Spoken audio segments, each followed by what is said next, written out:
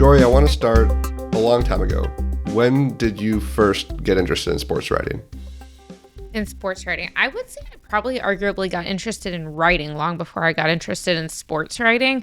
I was the one with those like rainbow Lisa Frank journals, writing fake books in my colorful journal when I was 6-7 years old. I think I still have it somewhere. And I definitely was writing in preschool and elementary school when they asked us what we wanted to be when we grew up. I said I wanted to be an author. The sports came much later. I would say that was more of a college transition in terms of what I was writing, but I knew I wanted to be a storyteller, and I knew I loved understanding people and talking about them from a very young age. Okay, do you remember any of those plots or titles of some of those stories you wrote long ago?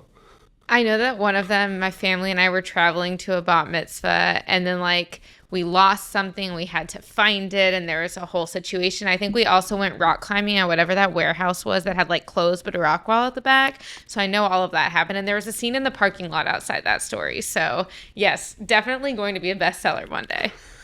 Rare Books and Manuscripts libraries have been waiting for this text. We're going to get to some of your actual published book at the end of the podcast. So you're at University of Texas. Growing up in the Dallas area, I mean, obviously it's a sports hotbed. And going to UT, what drew you then to sports?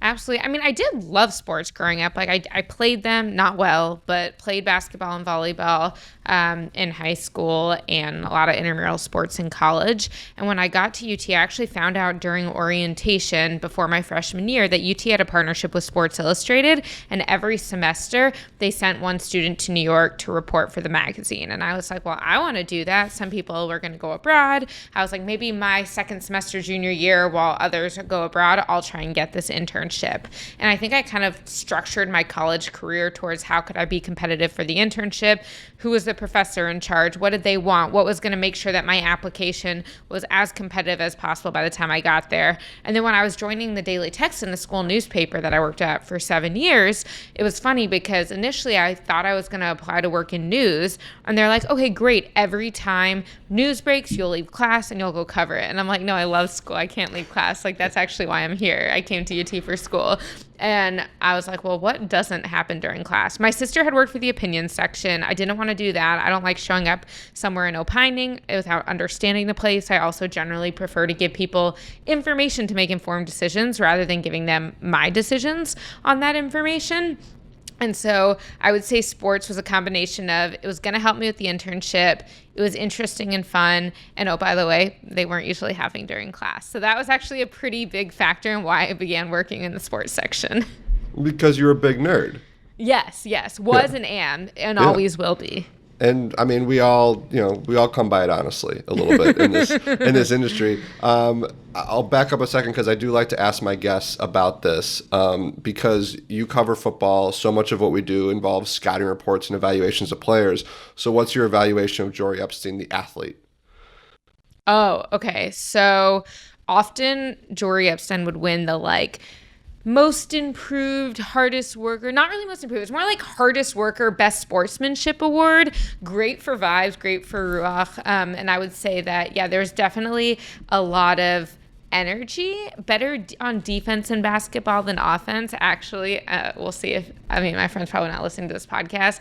I played on an intramural co-ed football team in college. That was actually quite good. We won the championship 3 times, and they had an intramural where the Texas winners went to Texas A&M, and we played them and beat them.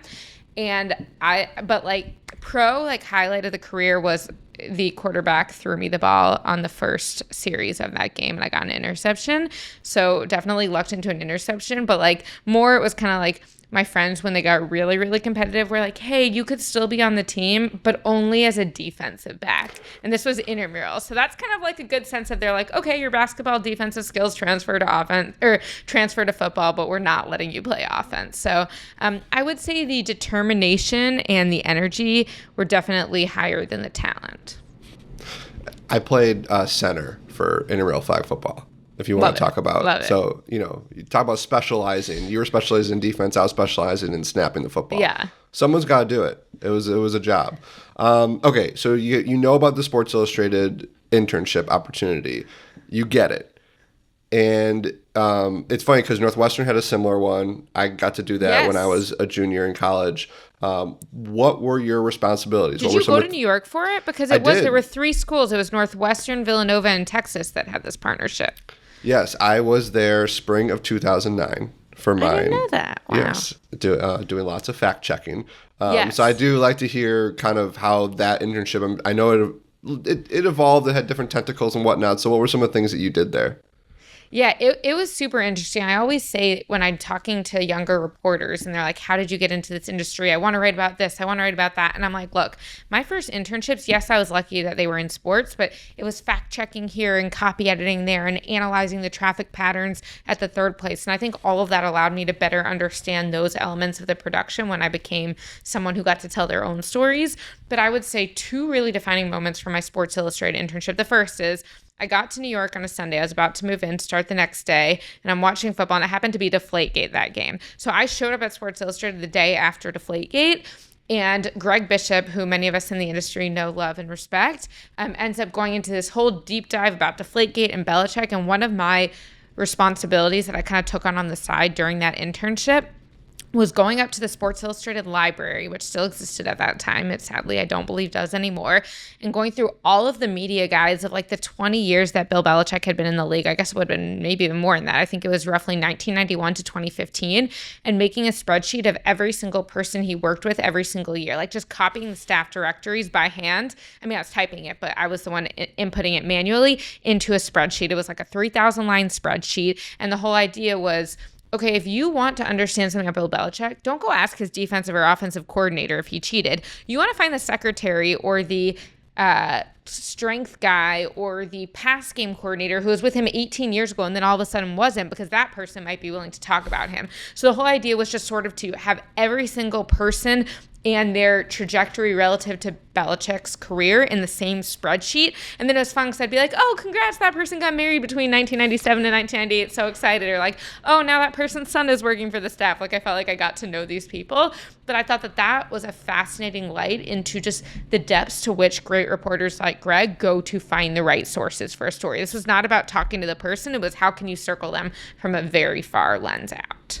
That's really deep dive, and that's a great, as you said, that's a great way to figure it out. And I will say, to a quick aside, that Sports Illustrated library was like, I mean, if I had like time to kill, I would just go in the library, because it had every Sports Illustrated magazine, you said every media guide ever, and you could be in there for hours.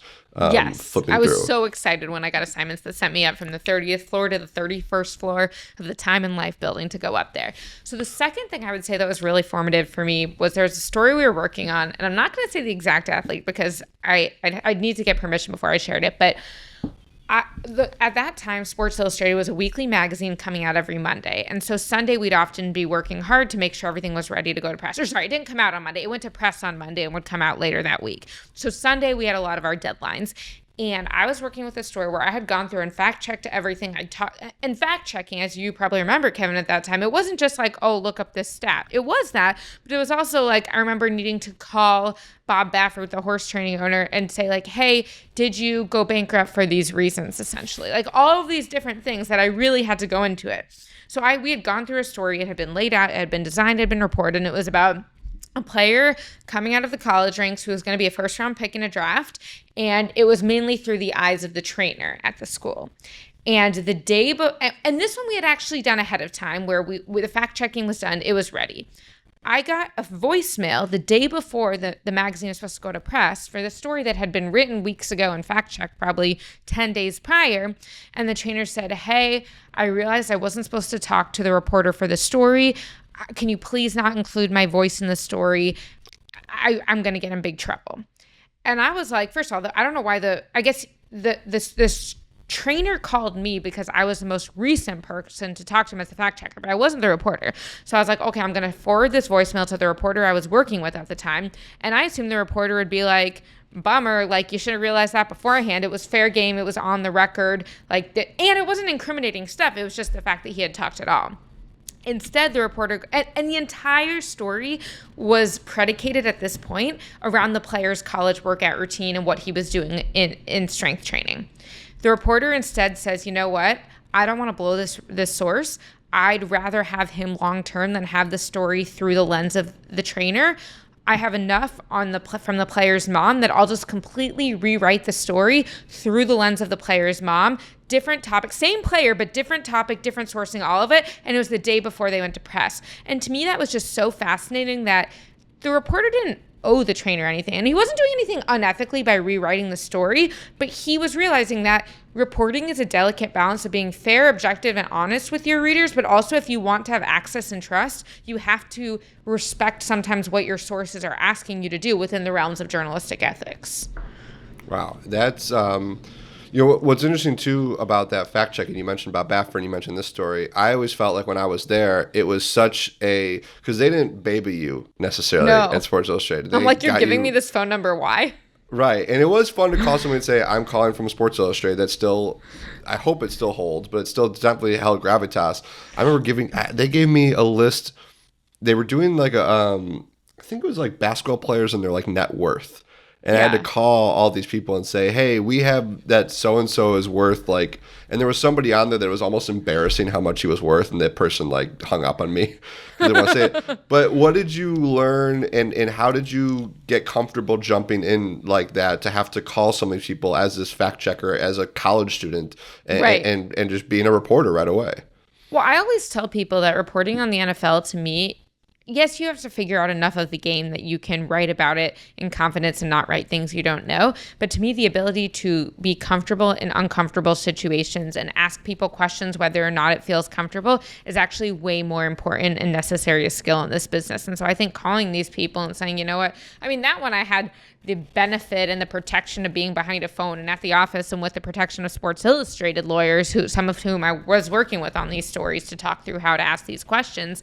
But I think it was, you just kind of got to ask it and realize like that's what the job is. If they get mad at you, it's not personal. And they usually weren't getting mad at you. They were getting mad at the institution. And Bob Baffert, I think, was like, I didn't go bankrupt. This company I had went bankrupt and all of that type of stuff. But you generally had enough trust in the reporters. I had enough trust in the reporters to know that they weren't putting me in unfair situations. And if anything, I respected so much that the magazine cared enough about accuracy to have those fact checkers because that is increasingly becoming a relic of the past.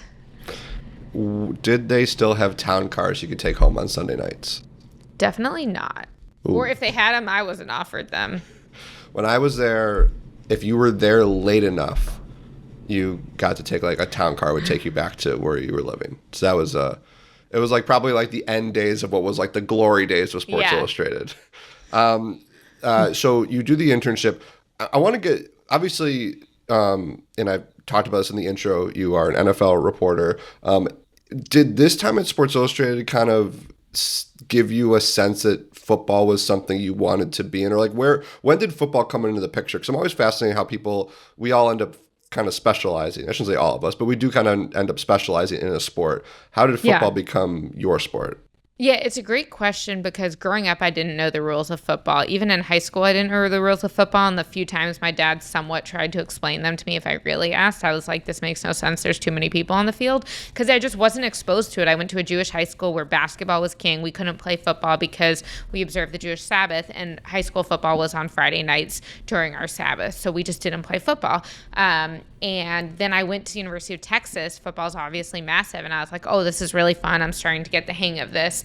And on the Daily Texan, covering football was kind of like the king opportunity. So fall of my junior year, I applied to be the football reporter. And I don't know what I was really thinking at that point, because by that point I did observe the Jewish Sabbath, which meant I wasn't going to be working on the Sabbath. And I was totally tech-free, no phone, no computer, no writing utensils from sunset Friday roughly to sundown Saturday. So about 24, 25 hours, which clearly was when college football happened.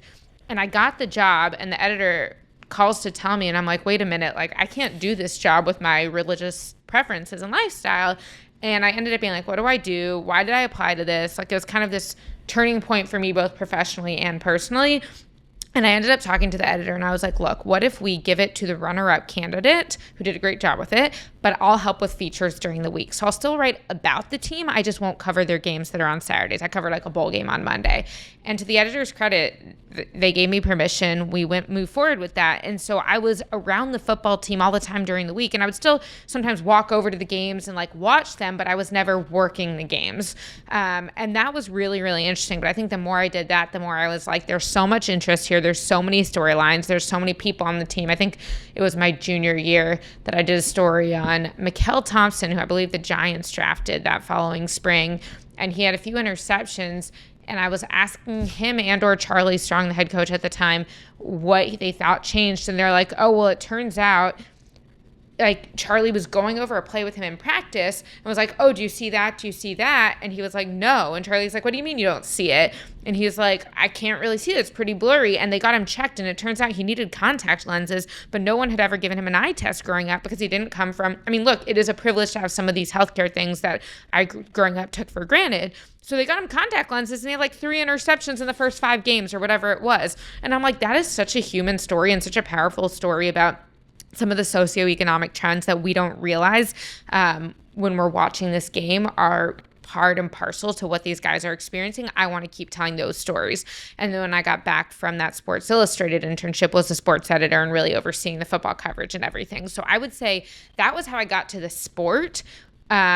Was just kind of like that college excitement around it. And then specifically the NFL, it's the league that happened by far the least on Friday nights and Saturday. That was how I ended up in the NFL. Again, I had similarly applied to this internship with the Dallas Morning News, but I didn't realize that almost all of it was covering Friday night football. And so when they called, I was like, look, I'm not willing to do what it takes for this job. And it wasn't like a religious discrimination thing. And I tell people this often that like they're not discriminating against me if I'm not willing to do the job. But they ended up saying, why don't you work a desk job at the Dallas Morning News, but you'll help out with Cowboys games on Sundays because then you can go to the opposing locker room while our Cowboys reporters go to the Dallas locker room.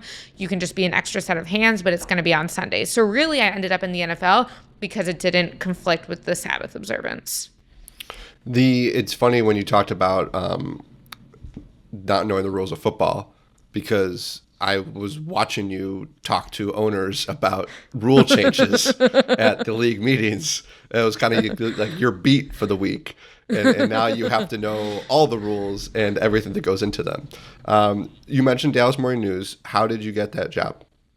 I applied to 10 internships I did not get before I got that job. And I tell that to the people I mentor all the time. So I think it was like every single year I would apply to their news internship for the summer, the features one. I think I sometimes applied to the opinions internship in high school. I applied twice. The second time I did get this like high school columnist role for them. And I just kept being like, I told my parents, I was like, I am going to bully these people into hiring me. Every time I came home, I grabbed coffee with a new person from the internship. Not bully in like a violent way, but just like, please hire this girl so we don't have to get more coffee dates and emails from her. Like, we're done with it. But it was kind of this like slow building of relationships, keeping them posted on what I was doing. A couple times I would like string a story for them from Austin. And then the last internship I applied to was that high school sports internship that I was a finalist for, but didn't get because I wasn't going to work on Friday nights.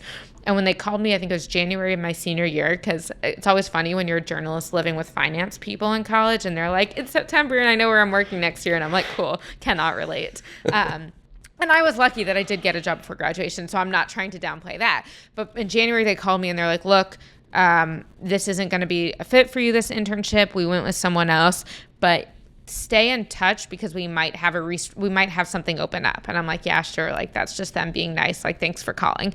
And then I get a call about a month later. It's in February. I can't even understand the guy's name on the voicemail because it was kind of like bad quality. And he's calling to tell me that they have an opening. It was for a digital sports producer, and it was going to be a desk job at the Dallas Morning News. I mostly worked night shifts, so I would work 3 to 5 days, 5 p.m. to 2 a.m. in the office, editing stories, transcribing things that people had done, posting them to the website, going over the social media, traffic patterns, all the different things. I was in the newsroom late at night, and then some weeks I'd have 5 p.m. to 2 a.m. shifts, and then 1 noon to 9 shift, and the last day would be an 8 a.m. to 5 p.m. shift. So it was like every single hour of the day I could be in the Dallas Morning News office. But it was great exposure to start learning the local sports trends. And then during the football season, On Sundays when the Cowboys were at home, I would go to the opponent's locker room and ask them about the Cowboys. And that was 2016. So I got back to Dallas, Dak Prescott and Ezekiel Elliott's rookie year, which was really just the beginning of the current era of Cowboys football. Well, I can tell you that week 3 of 2016, there probably wasn't much to get from the Chicago Bears locker room because I was at that game and the Bears were terrible. I was in the opponent locker room that week. Well, you probably, I guess you could have just asked them how great Dak Prescott was because he was really good that night. Yeah. I do remember that. Okay, tell me about these 5 p.m. to 2 a.m. shifts. Like, how did you adjust yourself and handle that kind of lifestyle? Okay. I never saw my roommate. Like I share an apartment with this girl and we would often both be sleeping there from like 2 to 5 roughly, or 2:30 to 5 because she would get up early for these workout classes, but we would go 5 days easily without seeing each other while both in town. I actually kind of liked it because I'm kind of the opinion of if it's sunny, I want to be outside. And if it's dark, like that's when it's time to work. It definitely would be funny, though, because I would be like, oh, I get a whole day. And then I'd go to work at 5 p.m. and at 11 p.m. you're like, oh, I've been here 6 hours. I have 3 more and I had a day beforehand. How am I going to get through it? So I will say, and I know we're going to get to it, that was really what allowed me to get into writing my first book. Only book so far, but hope it will be the first of multiple, because I was interviewing the source for that book during the day before I would go to the Dallas Morning News at night. In terms of the schedule, I was really big on no matter when I got home, get the right amount of sleep, some sort of exercise, and like eat my own food. And then that way I'd have like some degree of health despite having a insane schedule that totally wrecked my circadian rhythm. So I would say I didn't develop insomnia, thankfully, like most of the people I worked with during that time. But I did have to like really teach myself what kind of habits could allow me to keep working at different hours of the day. I am a night person though. Mornings are really where I'm like, don't ask me anything. What was your welcome to the big leagues moment? And I guess it could have been at SI. We haven't talked about your internship in Philadelphia. It could be at Dallas Morning News. But did you have kind of that moment like, oh, I'm here, I've arrived, whether it was positive or negative? Ooh, I was going to ask you, like, do you mean this positive or negative? Because there's a couple things that come to mind, but like, what do you view as a welcome to the big leagues moment? Well, I mean, I think it could be both ways. Like I've had people on this show who have talked about, a coach or player getting upset with them. It's like, oh, yeah. Okay, this is real. And I've also had people who have really special moments sitting in a press box or writing a story or talking to somebody that they couldn't believe they ever talked to and be like, oh, wow, I'm here. I get to do this for a living. So you can go wherever way you want. You can do both. Can I give you 2? They're both more on the negative side, or the eye-opening side. Okay, the first one, it's quick. It was that rookie, Dak and Zeke's rookie year, so 2016, right after your Bears came, the Bengals came to Dallas that year too. And we were waiting for Pac-Man Jones at his locker for a long time. He was taking his time getting dressed. And then when he finally did, like a couple of people ask him questions. And then I just say, what did you think of Dak Prescott tonight? And he just looks at me and he goes, who? And I said, Dak Prescott. And he goes, I'm out of here. Grabs his bag. Everyone's been waiting like 20 minutes for him for this interview and just gets the heck out of there. And I'm like, I don't really know what I did. And also, like, did I just ruin this for the entire media group? Like, I also didn't ask him, like, I don't remember how we played that night, but I wasn't like, why'd you give up that touchdown? I literally just asked him about the opposing quarterback, but I think he was so used to people asking him Bengals-related questions that he's like, I don't want to talk about the people who just beat me, and got out of there. And thankfully, the reporters were not mad, but that was definitely, I was like, oh, okay, we're really talking to people when their emotions and hormones are flying high. The other one that I'll give you is, I want to say it was 2018, summer 2018. I had been working for probably easily a year at this point to develop a relationship with Randy Gregory, who I still care a lot about to this day. He was a Cowboys edge rusher who had been suspended multiple times for violation of the league's substance abuse policies. Marijuana, among other things, were really what got him in trouble, but he was getting reinstated from suspension, and I had to deal with him, his agent at the time, and the group that had helped get him reinstated, that Randy had been at a sober house in LA, and I was going to drive with them in the car from Los Angeles to about an hour and a half north to Oxnard when he was going back to training camp. And I was like, wow, this is the type of story I got into this industry to do. This is someone who worked hard to rebuild his life. I get to see the sober house where he's been at and see that structure that's allowed him to get back on the field, ride with him up to the Cowboys, which I always still to this day love talking to my sources when they're in the car because they're just a little more at ease and they have more time. They're not rushing off to the next thing. And I was so looking forward to it. Then I'd been planning this for weeks. It was the first time that the Dallas Morning News was going to let me travel for a story. And I booked my flights, like had a whole plan. And then all of a sudden they start going radio silent on me. And I'm like, what? And all of a sudden they're like, yeah, we can't do the interview anymore. And I'm like, what do you mean you can't do the interview? I booked like non-refundable Spirit Airlines flights from Dallas to LA. It's the first time the Dallas Morning News is trusting me. And they're like, they just like either people were not responding to me at all, or they were telling me that the Cowboys didn't want this to happen. And I was like, I don't know what to do because this wasn't like, I was like, the Dallas Morning News is going to think that I was just like BSing the fact that I had the story. But when I tell you we had a plan set, I tell you like Tuesday, 10 a.m. at 903 South Ogden Street, I was meeting Randy at the sober house. Like I still remember the time and the address. And my bosses are like, well, you need to go. You still show up there. We don't care. Like, see if they'll let you in. Go there. So I stayed with a friend the night before because that was one of the reasons we were cutting costs. I'm like freaking out. Like, what am I going to do? Take the Uber to 903 South Ogden Street, get there. And I just sat on the curb across the street for like, first I was right in front of them and then they asked me to move and I sat on the curb across the street for probably 2-3 hours that morning, just waiting to see if they would talk to me. They said hi to me, but they're like, we can't do this interview. You can't come with us, all of that. And I just didn't know what to do. And the rest of the week was spent trying to figure out, like, one, how did I screw this up and trust people who maybe I shouldn't have trusted? And two, is there any way to salvage the story? Because my editor told me you better not leave there without the story. I ended up, after a series of different ways, getting Randy and his agent at the time to agree to meet me at a local ice cream shop where we talked for like 30-40 minutes. And the story did come out great. And I'm still really proud of that story to today because I think it was really important to me to show his whole story. Like the crux of the story was Randy says, like, people think I'm a pothead and I don't think that. I think I'm someone who's suffering from severe social anxiety, self-medicating with marijuana, which, by the way, I believe was already legal in California at the time.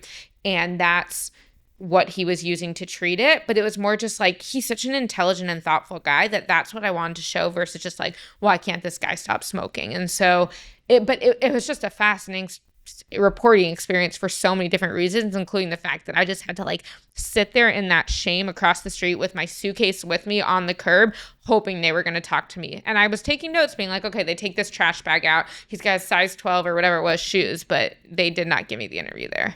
Well, I mean, there are a lot of different ways that story could have gone where you came back with nothing too. Did you feel like Randy appreciated and respected like the effort and the hustle that you put in? Yeah, I felt like at that point, Randy was willing to talk to me and the people around him were not willing for him to talk to me. And I think that was a big thing. And he told me when we got ice cream, he's like, I felt so bad watching you sit there and just watching you. And like, I kept telling them, let me just let her come inside. Let me just let her do this. And they all kept telling me no. And so we developed a very close relationship for years. I still check in on his daughter, Sophia, all of that. But it was definitely something that you're like, I was like, the least I can do is show I wasn't messing around. We made a plan and I'm going to keep my part of the plan, whether or not you guys keep yours. It's great advice, for others who are in this, right? Like you put in the time and might not be fun, but hopefully they respect it and appreciate it and you get something out of it. I definitely am a believer that like the more work we put in, the more we try, like eventually it works out. I like to tell myself when I'm reaching out to sources, expect that 1 out of 10 will get back to me. And then if like 3 do, great. If 6 don't, I'm like, 4 more till the next one. Like you just got to really set your expectations low because if not, you're setting yourself up for constant disappointment in this industry. It's a good segue because I wanted to ask you about kind of, again, beginning of the career, like now where you're at, I watch you talk to owners and you're talking to agents and you're talking to, personnel people and folks everyone should read, obviously, Jori's coverage at Yahoo. And, you've got a nice Rolodex and you've gotten people in the league to trust you and to tell you important things. If you look back to the beginning of your career, how did you kind of build up what it took to gain that trust and to build up the ability to talk to the league's power brokers? Yeah, I think that I think that for me, it was really a matter of showing them that I care. And like, I probably care to a fault a lot of times. Like, I remember there was once a coach who was trying to say that the other coach I was talking to at Prime 47, where we all go in Indianapolis to network at night, he's like, you don't actually care about this coach. You just want to know this and this from him. And I'm like, are you joking? I'm the only one who's been asking him, oh, you just moved cross country with your family. What are you going to do with the trampoline that you spent 2 hours building in your backyard last summer? Are you going to move it from city A to city B? Like, no one else cares about that. I assure you that's not helping with a scoop. And or like, oh, your kid's at chess camp. Like, well, how did that go? Did he win his match at chess camp? Like, these are real things that are happening. And so I would say a lot of this is that people sometimes feel like it's very transactional, and for better and for worse, I'm the opposite, where like I tend to care more about them and their lives than I care about the actual game, because I'm more into people than football. But along the way, so I would say my issue is not usually meeting people and developing some sort of friendly rapport with them. It's actually a bigger challenge for me to say, how do I go from friendly to actually being able to have a productive working relationship with it? I think in the times it works best is when I have something I can share. If I talk to 6 people about a story, the 4th one, I could be like, oh, well, these 3 people said this. What do you think? And then it's beneficial for them. But I definitely, not telling them who said it, of course, just that the information was said.